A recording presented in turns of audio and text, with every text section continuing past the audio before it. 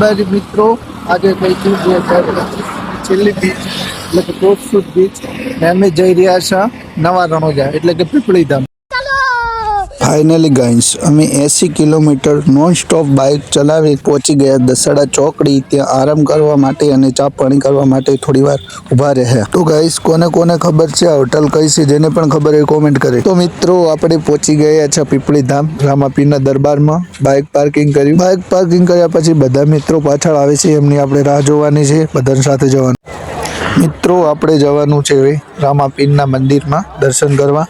તમે જોઈ શકો છો આજે 2025ની છેલ્લી બીજ છે. ઘણા બધા લોકો બીજ ભરવા આવે છે. બધા જ સમાજના લોકોને રામસાપીર ઉપર વિશ્વાસ છે. બધા જ સમાજના લોકો બીજ ભરે છે. મંદિરમાં ફૂલ ટ્રાફિક છે.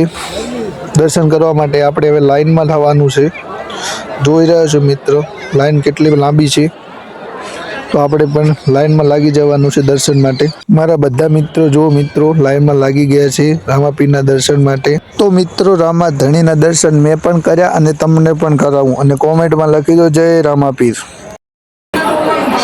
જય રામાપીર મિત્રો. ફાઇનલી અમે પહોંચી ગયા છે પીપળી ધામ.